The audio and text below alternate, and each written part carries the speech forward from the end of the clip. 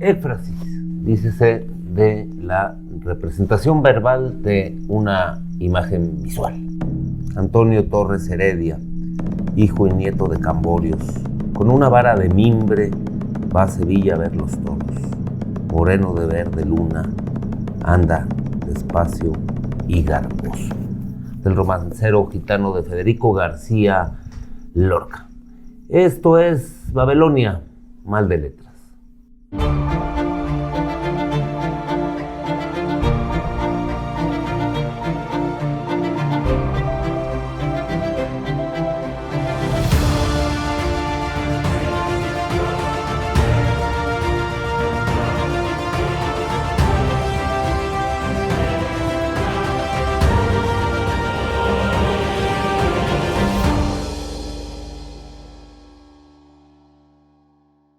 Muy buenas noches, esto es Babelonia, mal de letras, transmitiendo desde el Gallo Verde por la señal que va más. Bienvenidos sean todos ustedes y antes de cualquier otra cosa quiero dar la bienvenida a Armando Alonso que esta noche conduce este programa conmigo. Armando, de nueva cuenta, bienvenido. Gracias, muy contento de estar de nuevo por acá.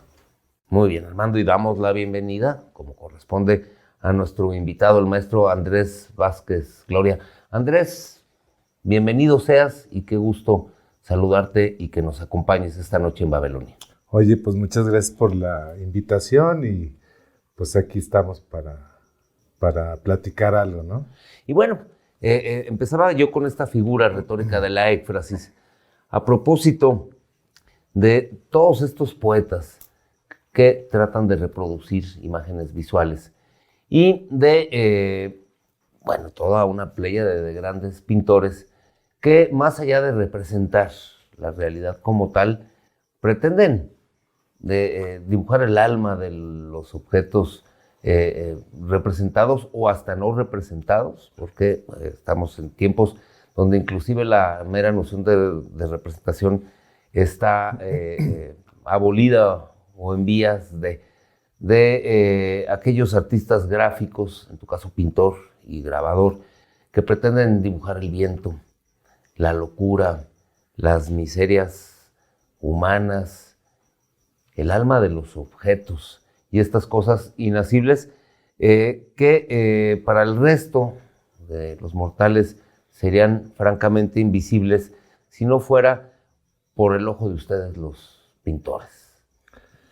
Pues sí, fíjate que con tus palabras ahora recuerdo una condición humana que yo quería representar, en donde estuve viviendo con un indigente en mi estudio durante un año, completo un año, ¿no?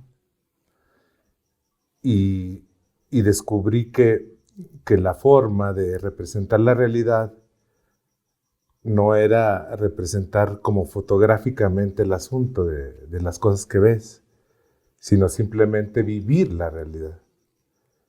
Y entonces yo siempre le he dicho a la gente que cuando tú haces una línea o trazas una línea, si no la vives, si no vives una condición humana, entonces no es real. Yo recuerdo aquella vez que estuve viviendo con este indigente, llegaron mis hermanos por mí, me sacaron de mi estudio y me llevaron a la casa de mi mamá. Cuando me metieron a bañar, porque no sé cuánto tiempo tenía sin bañarme, me vi en el espejo y era exactamente igual a él. En esa ocasión, ese proceso creativo que yo hice fue pintar como 10 piezas en donde eran rostros de sus expresiones de él y medían 10 por 10 metros. Y las expuse en todo, prácticamente en todo el país. Yo iba y pedía permiso a los edificios públicos cercanos a las plazas públicas para colgar mi obra, y era como regresarle a la sociedad lo que le había tomado prestado, ¿no? Sí, mira, Armando, tú como poeta, como gran lector de poesía, ¿cómo el ojo primero se entrena y hace un procedimiento con figuras retóricas, y estamos hablando de asuntos formales y técnicos, pero cómo finalmente se trata de actos de reconocimiento humano, ¿no? De transmutación, de comunión, de muchísimas cosas, ¿no? Es algo complejo, ¿no? Es algo complejo y por eso se expresa justamente por el ojo y la ejecución del artista. ¿Cuántos años tienes en esto, Andrés? Híjole, bueno, si tú recuerdas, estuvimos exponiendo en Londres, ¿no? Sí, tú y yo expusimos en Londres, yo creo que hace 19, 18 años ya 18 estuvimos ahí. Y yo vivía en París en ese tiempo, Sí, ¿no? estabas en Chateauroux, yo estaba en Barcelona, nos vimos en Londres.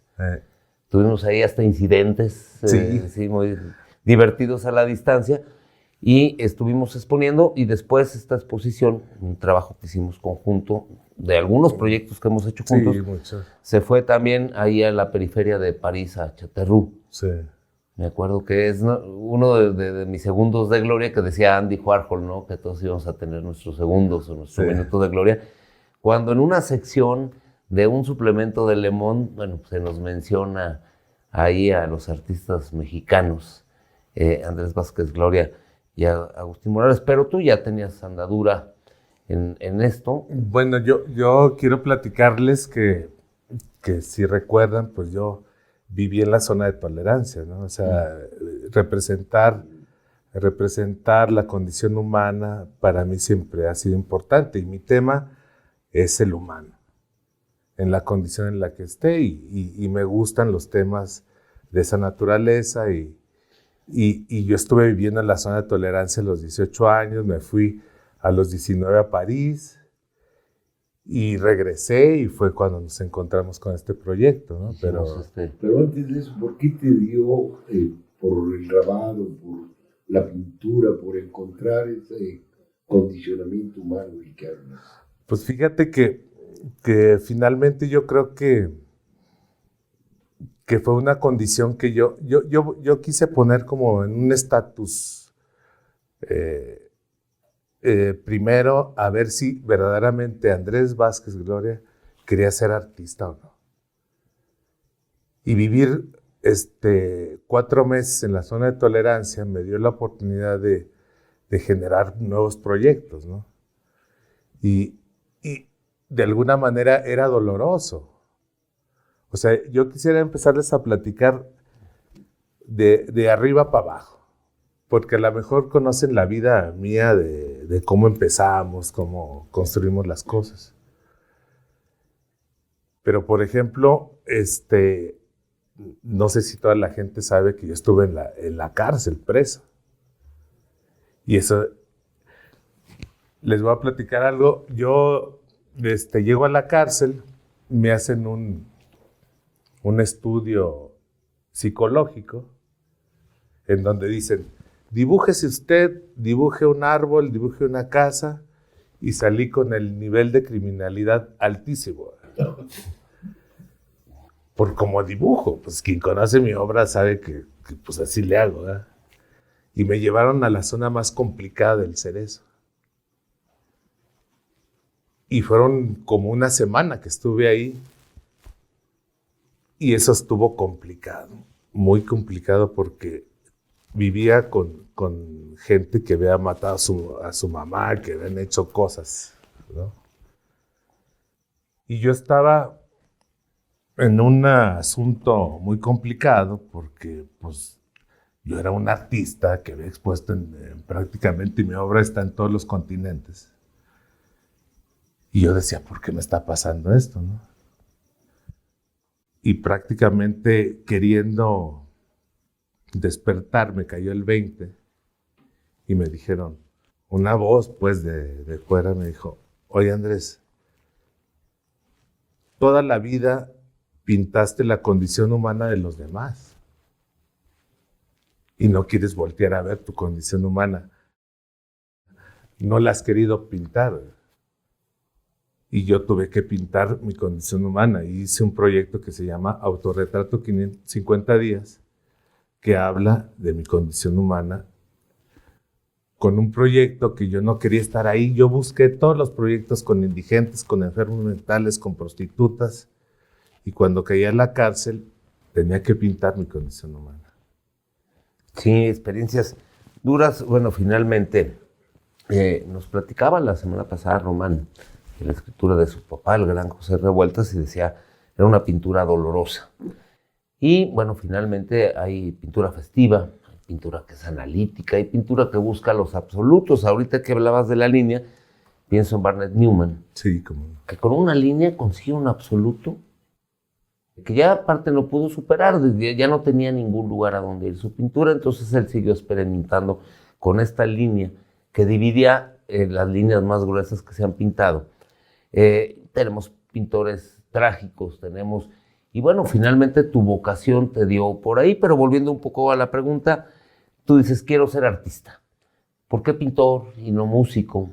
¿Por qué pintor y no poeta? ¿Por qué pintor y no actor, etcétera? O sea, exactamente, ¿de dónde viene la vocación por los utensilios que plasman con el ojo que porta el pintor, con la mirada del pintor, lo que ellos quieren transmitir o lo que quieren representar o lo que pueden o lo que tienen más a la mano? Dices que hay que pasar experiencias extremas, pero ¿en qué momento dijiste, esta va a ser mi herramienta de expresión? Yo pienso que fue en el momento en que yo decidí, por ejemplo, llegar a la zona de tolerancia, en donde yo recuerdo mucho una novela de la vida de Van Gogh. Uh-huh. Y entonces vivía en una comunidad en donde no había gente que le interesara el arte, pues, ¿no? Y antes de entrar a la mina de carbón, les decía sobre Dios y sobre Cristo, ¿no? Y entonces la gente lo ignoraba. Entonces él se aburrió y un día dijo, pues yo me voy a meter a trabajar con ellos. Y cuando salió de la mina lleno de carbón como ellos, se dio cuenta la gente que era parte de ellos, ¿no? Entonces, ahora sí dime qué quieres decir sobre Dios. Entonces lo empezaron a escuchar porque fue parte de la comunidad, fue parte de la sociedad, fue parte de... Y bueno, estaba con un grupo de pares y finalmente su palabra tenía la validez de lo que puede ser eso. Y bueno, pues yo sé de que en este extremo de decir, vamos a representar la condición humana, que puede ser gozosa también, pero dijiste, no, vamos a representarla en sus momentos más difíciles, más aislados de la sociedad, porque finalmente estamos hablando de estos segmentos de la población que, y no vamos a hacer genealogías de cómo se estratifica la sociedad, sino que Claro. está estratificada, pero finalmente estamos hablando de los marginados, del que está enfermo, del que no tiene salud mental, del que está proscrito, del que está enajenado, y bueno, es a lo que te has abocado. Por contraste, pienso en el orfismo de Leger, que es tan gozoso, y dices, bueno, finalmente todo lo que es humano ha de representarse, y decía Serrat, siempre ha de haber gente para todo, ¿no? Claro. ¿Qué te parece después de esta primera charla? Si vamos a una breve pausa y continuamos, Armando, platicando con el maestro Andrés Vázquez Gloria, aquí en Babilonia, Mal de Letras. Lo que pienso y lo que pinto es exactamente lo mismo. O sea, es llegar a un culmen en donde tú ves tu obra ya realizada y es el momento más importante para el artista visual.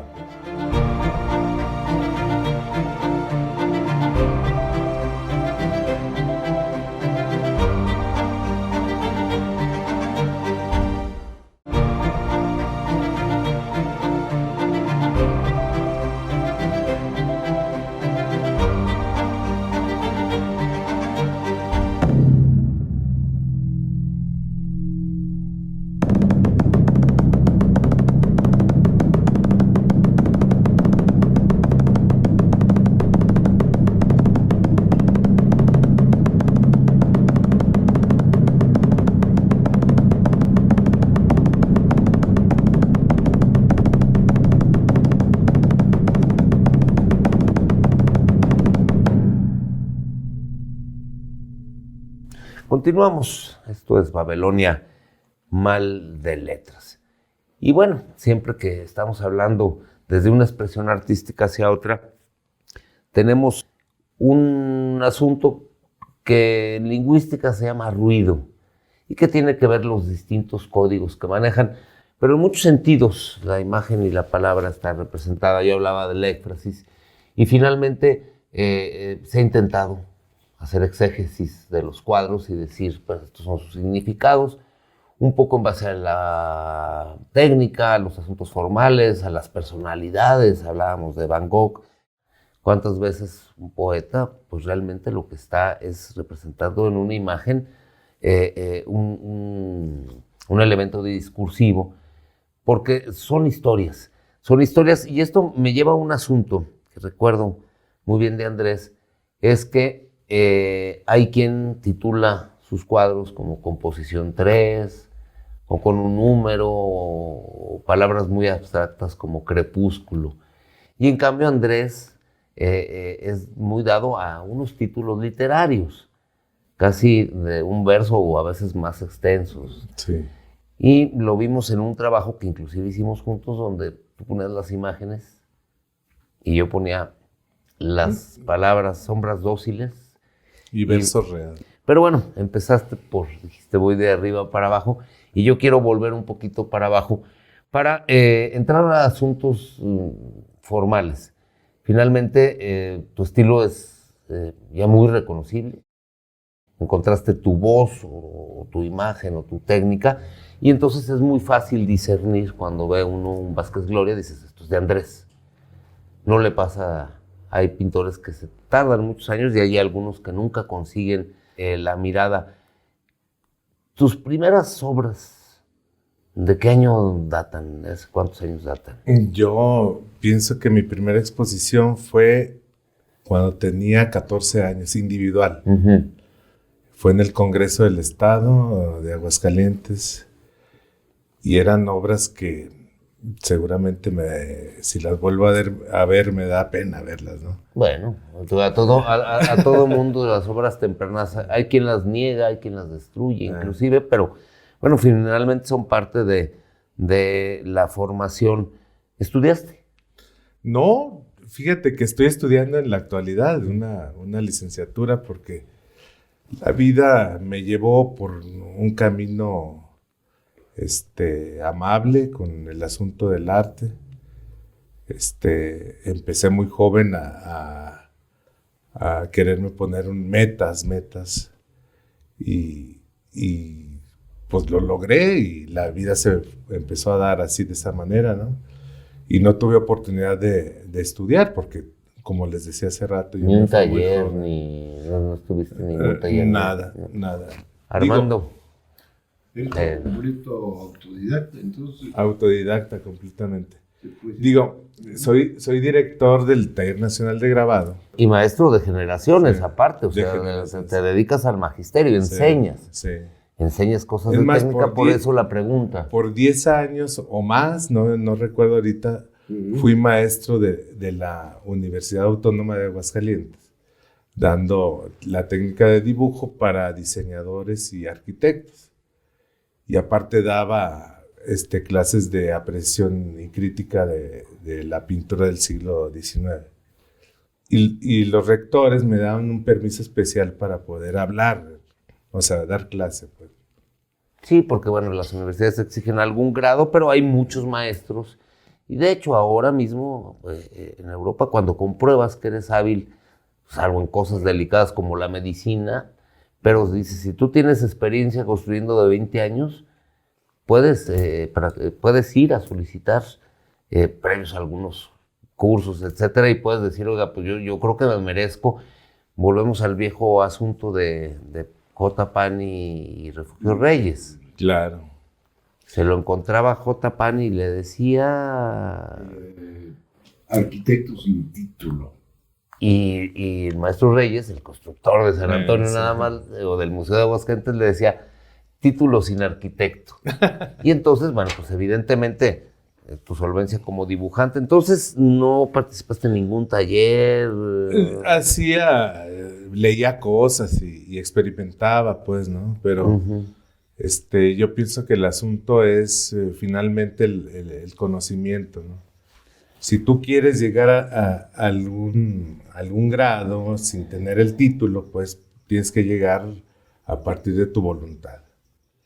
Y de mucho estudiar y de mucho poder. Sí, claro. Decir soy autodidacta, pues justamente habla de que tú mismo te enseñaste, acudiste a los libros, a las muestras, a los etcétera. Y bueno, finalmente yo creo que como pasa en todos los casos de trayectorias y de gente con obra que es prolija, dices, bueno, lo primero no tiene nada que ver con lo segundo y con lo tercero. Es un camino. Es un camino. ¿En qué momento sientes que Andrés Vázquez dice, ya tiene su mirada, tiene esa coordinación entre la mirada y, bueno, evidentemente la mano, que es ¿en qué momento dices, me reconozco ya como... Yo pienso que es hace poco, ¿no? Ha de ser unos 4 o 5 años que yo me veo. Pienso que aparte es algo muy importante porque yo quería llegar a esto, ¿no? Es decir, lo que pienso y lo que pinto es exactamente lo mismo. O sea, es llegar a un culmen en donde tú ves tu obra ya realizada y es el momento más importante para el artista visual, pues. Pienso una idea, la imagino y la veo representada exactamente como yo quiero verla. Entonces, eso es súper importante para un artista. ¿Qué otros retos te hacen falta tú que has convivido con ese mundo personal y social sumido la mayor de las veces en la marginalidad? ¿Qué más te falta a ti para estar satisfecho contigo mismo? ¿Te consideras satisfecho con todo esto que has logrado? En este momento sí, pero yo quisiera platicarles una historia. Como dije, voy de arriba para abajo. Como viví con prostitutas en el extranjero y enfermos mentales, indigentes. Y yo quería cambiar de rumbo porque Andrés Vázquez Gloria, cada vez que se metía en un concepto o un proceso de esta naturaleza, no podía regresar a ser otra vez Andrés, sino que partía después de su proceso creativo. Y entonces encontré una fórmula. Pone unos papeles que medían como 1 metro por 1 metro. Y yo le platicaba a Mateo, a mi hijo, sobre animales que le gustaban y le platicaba historias que yo inventaba. Y hablábamos sobre el elefante, sobre el caballo, a ver, vamos a dibujar el caballo, ¿no? Y él hacía rayones. Y después de esos rayones yo construía los animales que estábamos hablando. Y se hizo un proyecto bien bonito que es, de hecho lo pueden encontrar en internet, se llama un libro que se llama Bestiario para Mateo. Sí. Me lo hizo la UAM de Xochimilco y el gobierno de la Ciudad de México. Es un libro chiquito y... Hay una imagen espectacular con un poema de Mario. De Mario. Del buitre. Del buitre. ¿Te acuerdas del poema? Sí, cómo no. ¿Lo puedes recitar? Sí, claro, por favor, te estoy... Yo pienso que es el poema más corto, que es de Mario Hernández, un amigo mutuo. Sí, claro. Que es poeta, bueno, decía la imagen de un buitre que hicimos Mateo y yo, y decía, después de tu descenso circular de poeta extraviado, te pregunto, ¿de qué cuerpo desleído te alimentarás esta noche? Sí, yo me acuerdo, porque fue una imagen que cuando la conocí, tuve un viaje a la región andina, estuve en Concepción, en Chile, Y de hecho iba al Nevado del Chillán, y entonces vi un cóndor. Fue el primer cóndor que vi en mi vida, porque bueno, pues aquí vemos sopilotes. Y tenía la imagen fresca de qué cuerpo desleído te alimentarás. Son majestuosos. Sí. Y como el Nevado del Chillán, bueno, tiene 3,000-4,000 metros, es abundante, y luego después ya te aburres de ver cóndores, pero el primero que ves es como cuando de niño, cuando se podía, y es un asunto que estas nuevas generaciones ya no tienen la oportunidad. No voy a entrar en discusiones, pero de ver un tigre, de ver un elefante. Y no tenemos que ir a África, tenemos que ir ahí a los terrenos donde está el Seguro Social, y podríamos ver cebras, jirafas, leones y elefantes, y ahora pues no tenemos la posibilidad, en aras de algunas ideas que no están ahorita ni a discusión. Y bueno, interesante la necesidad. Pasa, por ejemplo, con los actores. Hay actores que engordan 50 kilos para un personaje, que conviven en manicomios con dementes, que quedan en los huesos para un papel, y siempre hablan de la dificultad de volver a la persona elemental que está ahí, pero muchas veces estos proyectos son tan, sobre todo de esta naturaleza, natural. Sí, natural. Y bueno, finalmente viene la familia y la necesidad de decir, está muy bien, pude expresar, fui empático, me reconocí cuando dices, yo finalmente me reconocí con este indigente con el que conviviste, pues tengo que volver a ser yo, porque entre otras cosas, yo mismo y mi familia me necesita, y este vestuario es espectacular. Y sí, pedirle a la gente que esté interesada, es una obra sumamente interesante, con el concurso de Mateo, tu hijo, que tiene ya ¿cuánto, Mateo? Pues Mateo tiene ya 12 años, pero fíjate que me reconfortó, me sentía libre y me sentía completo, porque dejé a las prostitutas y a los enfermos mentales por un proyecto, exactamente entregándome igual, pero con mi hijo. Y entonces yo dije, de aquí soy. Sí, no podías tener la eterna carga de eso. Es hora de que vayamos a un nuevo corte, pero lo invitamos a que sigan esta conversación que estamos sosteniendo Armando Alonso y su servidor Agustín Las Casas con el maestro Andrés Vázquez Gloria. Y todo el mundo daba por un hecho que la pintura más influyente del siglo XX iba a ser Señoritas de Aviñón. Los expertos coinciden en que no es ningún cuadro de Picasso, pero es la fuente de Duchamp. Y lo único que hizo él es girar el migitorio y firmarlo como R. Mutt.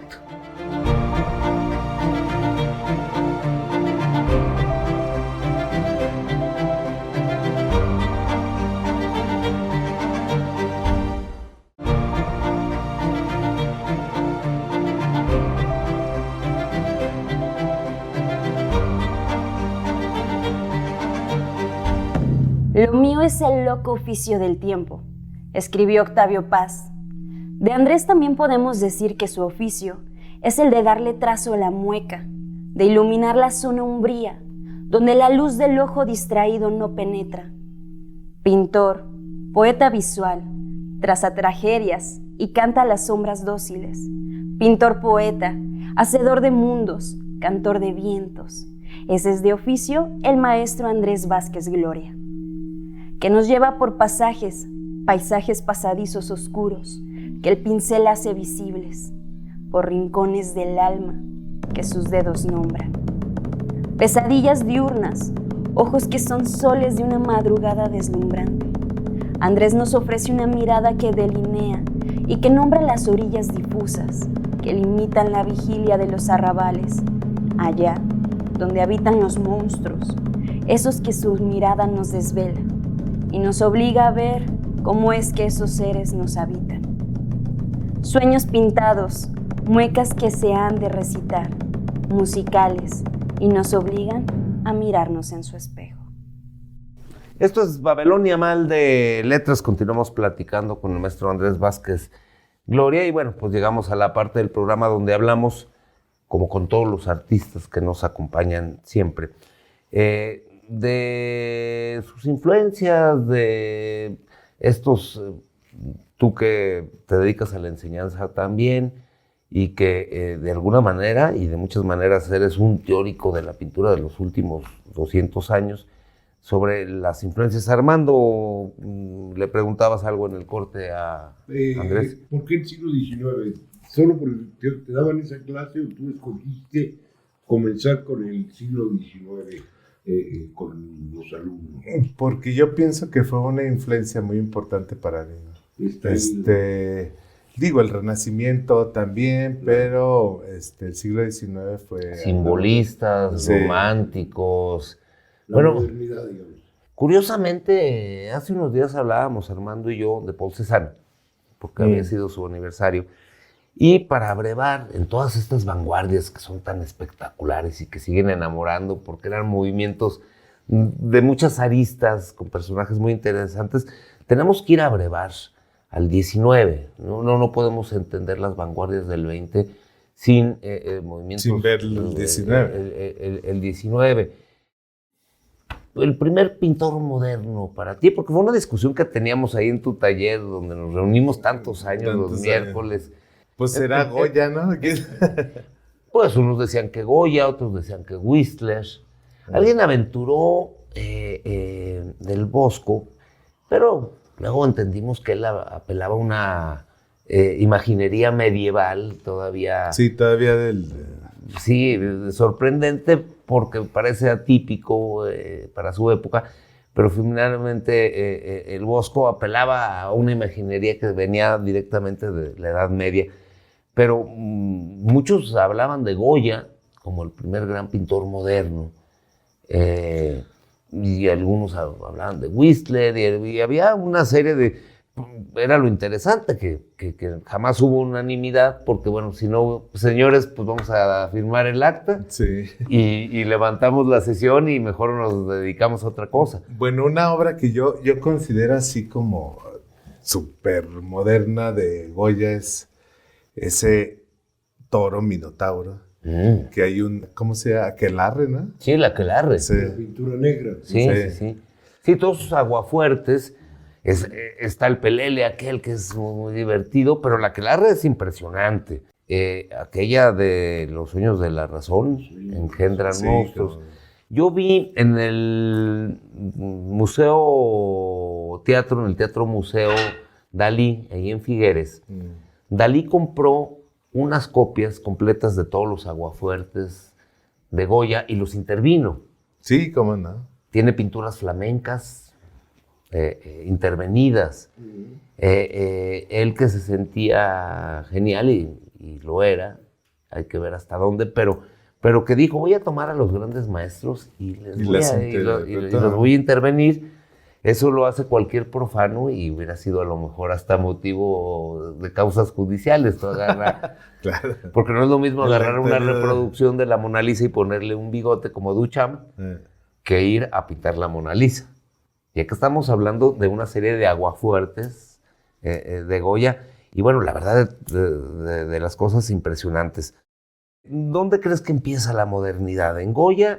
¿Y dónde podemos empezar? Yo creo que de Goya a Cézanne podemos marcar una Cézanne, los impresionistas, Toulouse-Lautrec. Toulouse-Lautrec. Sí. Los impresionistas.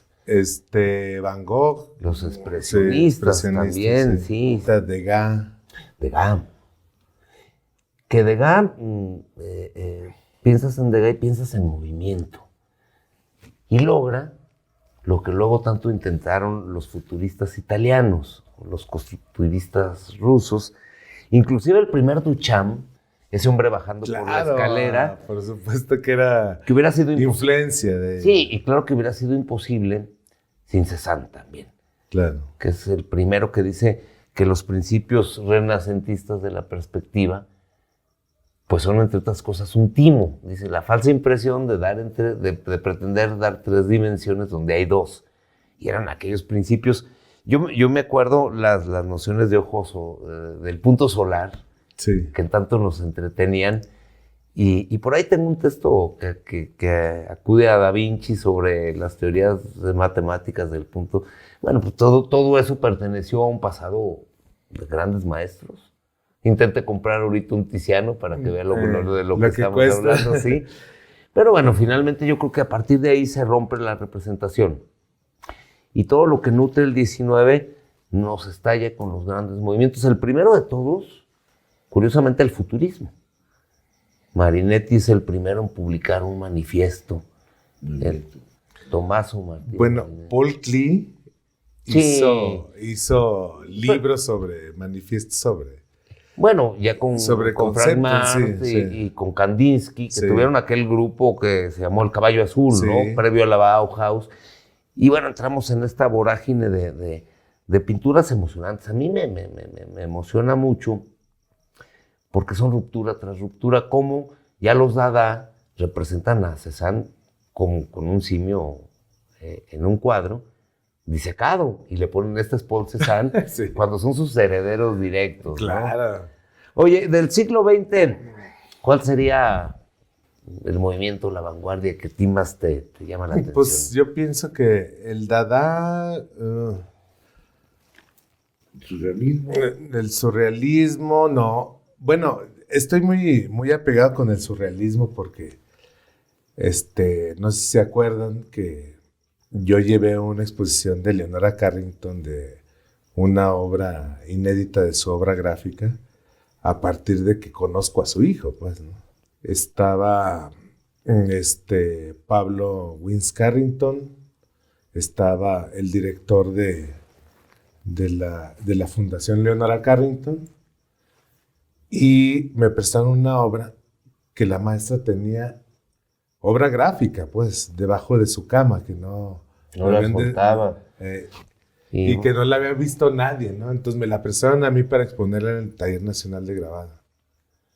Y yo llegué a conocer a Leonora, en paz descanse, que en su casa, en la Ciudad de México, y siempre era así.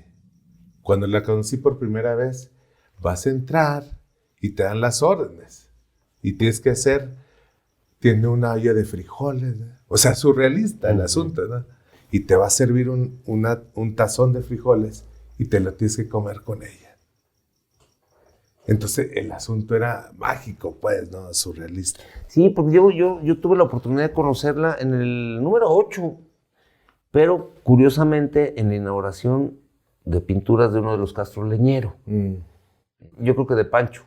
Y lo acompañó, ya era una mujer muy mayor y estamos hablando de hace muchos años, pero luego hablar de Leonora Carrington, bueno, nos refiere de nuevo a los surrealistas, A Max Ernst. a Max Ernst, de quien estuvo enamorada, y a un personaje singular, que fue Renato Leduc, con quien finge una boda para poderla atraer, huyendo de los nazis. Claro, por supuesto. Huyendo de los nazis en la Segunda Guerra Mundial, lo que la trae A México, al final. A México, pues en los primeros 40, 41, 42. ¿no? Y quien la trae, no sé si saben que fue un personaje arquitecto de Gilitla, El que hizo el Sí, museo, sí. que está ahí en la Huasteca. Sí, es inglés él, tiene Sí, el es nombre inglés. de él.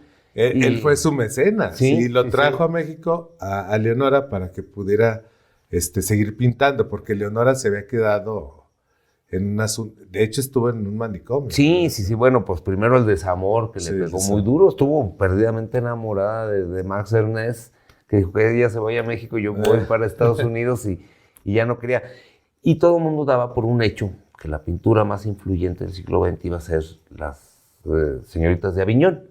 Hablando otra vez, no eran de Aviñón, sino eran prostitutas en Barcelona de un lupanar que estaba en el Carrer de Aviñón, que no es un cuadro cubista en sí, es protocubista, pero todo el mundo pensaba que era el cuadro más importante del siglo XX, y los expertos coinciden en que no es ningún cuadro de Picasso, no sé si lo sepan, pero es la fuente de Duchamp, que la fuente de Duchamp no es más que un migitorio, que él firma como R-Mut. Sí, R-Mut. Y lo manda al Salón de los Independientes y está considerado la obra más influyente.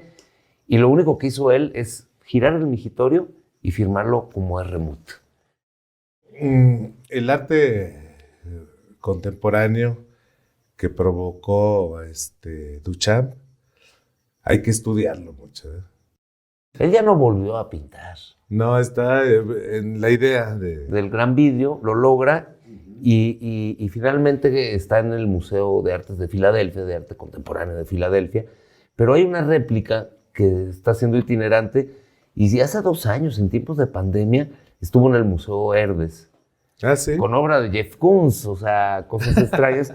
Pero es que, aparte de ser el dada americano, Duchamp, es el papá de los artistas pop. Del pop, Rauschenberg, Warhol, Lichtenstein. Rauschenberg, a ti te...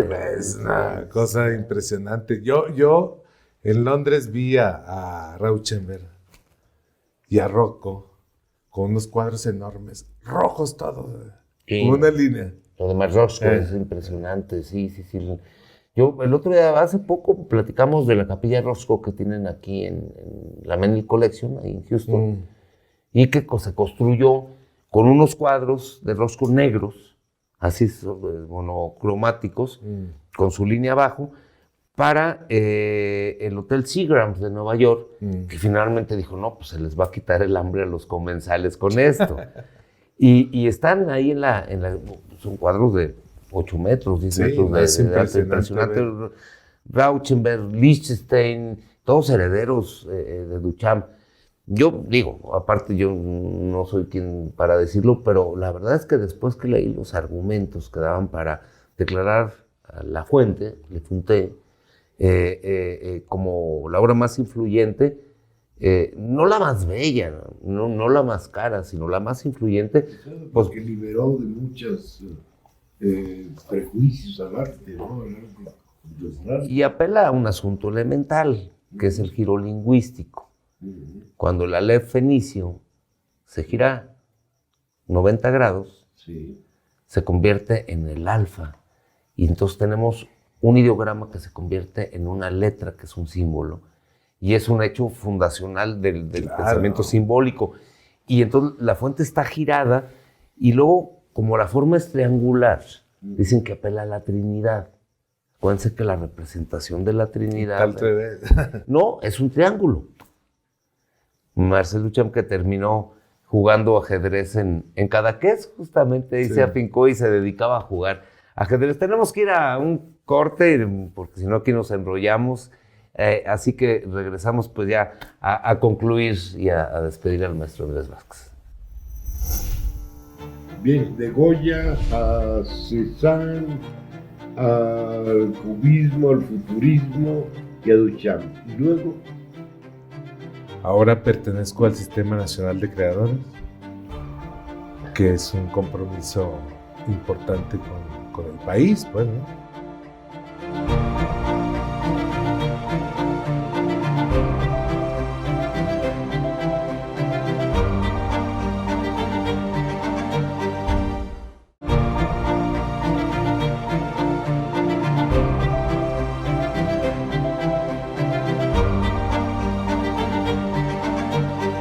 Muchísimas gracias por seguir con nosotros. Esto es Babelonia Mal de Lenguas. Armando.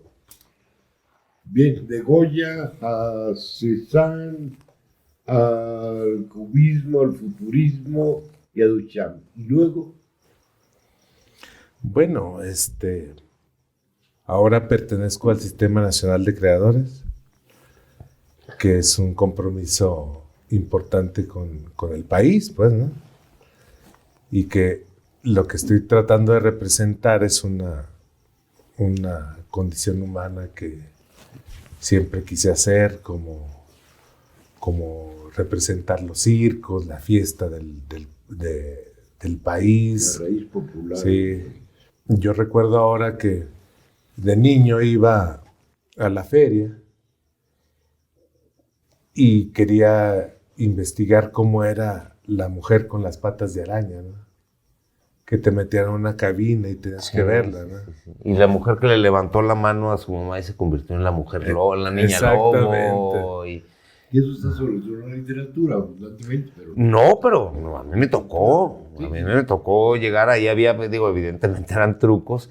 O el fakir que enterraban 60 y tantos días bajo tierra y seguía vivo. Tú llegabas y lo veías el espejo y la carita. El vidrio en la cara, ¿no? Y, tenía 64 días viviendo sin alimento. Fue el templo de San Diego, en ese jardín ahí, fue impresionante, no sé. Pero sí, yo me acuerdo, todavía no hace muchos años ibas a la zona de los juegos mecánicos. Lo que pasa es que tú vas a la feria a la zona de antros. No, sí. No, pero te metes ahí y, bueno, yo creo que desapareció, pero estaba la mujer araña. Sí, claro. Estaba la niña que porque le contestó mal a su mamá se convirtió en niña lobo. Y bueno, pues evidentemente eran caracterizaciones, pero a lo que apelaba a la imaginería de un niño. Claro, a lo que me refería es a ese tema que no ha sido tan abundantemente tocado por la pintura, más bien, bueno, el retablo y todas estas otras. Yo creo que tienes razón, porque, por ejemplo, bueno, el gran cronista de este México popular, Monsiváis, no tiene tal vez un equivalente en la pintura. Eso es lo que quiere hacer. Que tú quieres hacer. Sí. Mira, qué interesante, porque evidentemente hay un sello muy particular en tu pintura, y entonces el tratamiento seguramente será espectacular. De por sí, y cuando hablo de monstruosos, hablo de anómalos.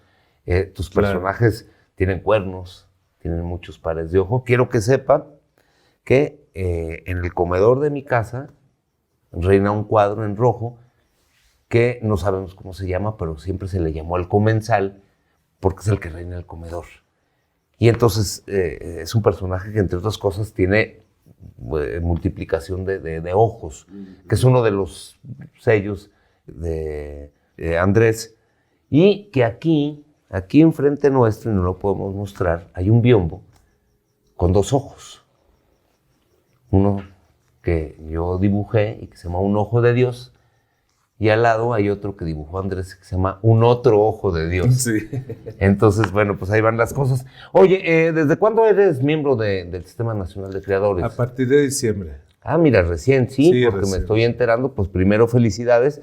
Gracias. Es un reconocimiento. Acuérdense que nuestras instancias culturales y educativas tienen 2 distinciones. El Sistema Nacional de Investigadores para investigadores de trayectoria probada y el Sistema Nacional de Creadores también para artistas de las distintas disciplinas que se han destacado, pero muy destacadamente. Hay artistas muy conocidos y muy famosos que no han podido ingresar.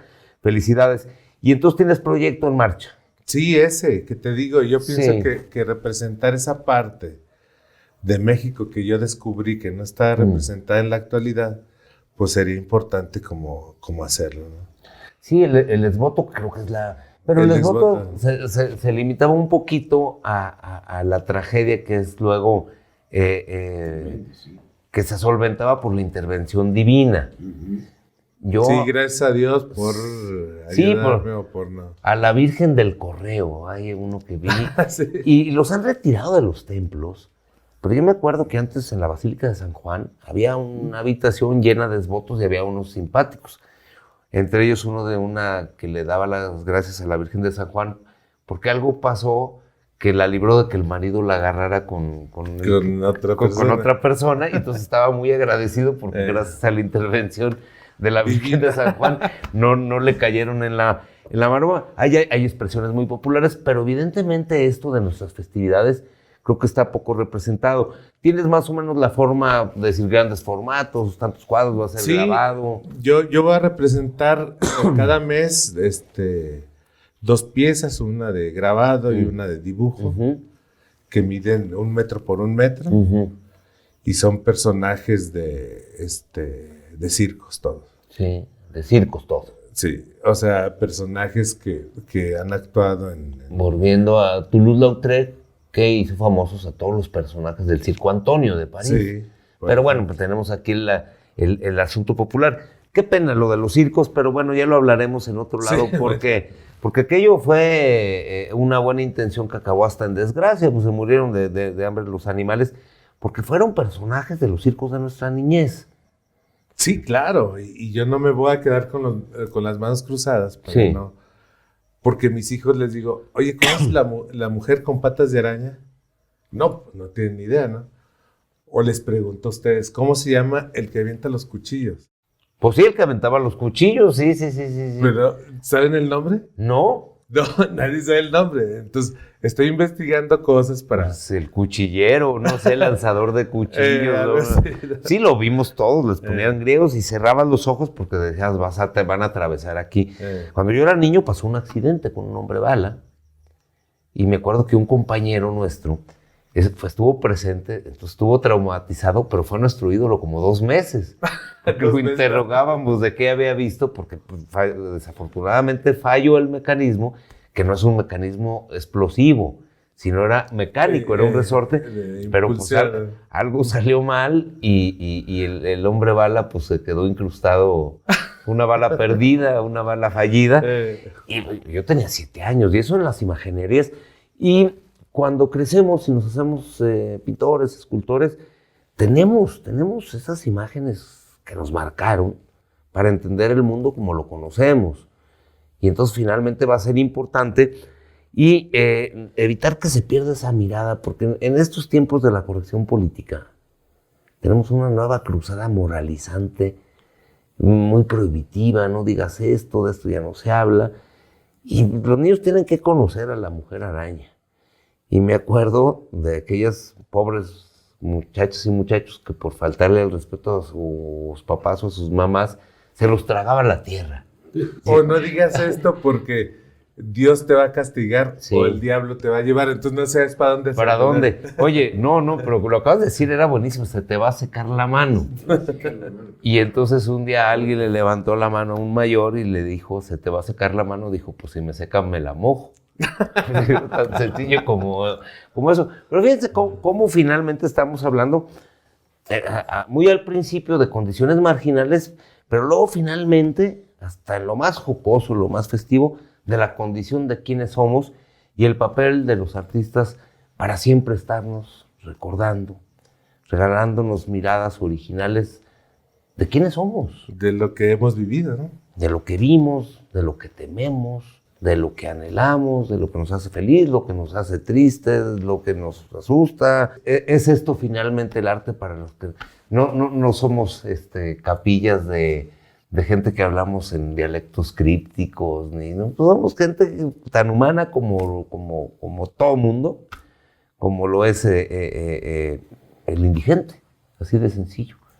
Y cómo reconocernos en ese semejante, bueno, finalmente aportando cada quien la mirada. Andrés, pues un súper placer. Trabajarás todo este año con este proyecto. Son 3 años, sí. 3 años. Sí. Pues enhorabuena, hay que darnos una vuelta. Quiero decirle que aparte de director del Taller Nacional de Gráfica, tiene su fundación donde tiene un taller espectacular, en la que te propongo, porque nos tenemos que ir, que muy pronto nos veamos y hagamos una entrevista de campo viendo tu trabajo, viendo tus técnicas, trabajando juntos, ahí Sí. se puede hacer algo. Algo hemos hecho también, entonces espero muy pronto verte de nuevo. Por lo pronto agradecerte muchísimo, Andrés. Fue un gusto y un placer. No, pues gracias por la invitación. Y que siga el diálogo. Armando, muchísimas gracias. Gracias por tu atención, Agustín. Y no me levantes la mano, pues se te va a secar. Les agradecemos mucho por haber estado con nosotros. Agradezco a todo el equipo de producción que hizo posible este programa y usted lo invito para que el próximo jueves nos vea de nueva cuenta aquí en Babelonia, Mal de Letras, en la señal que va más.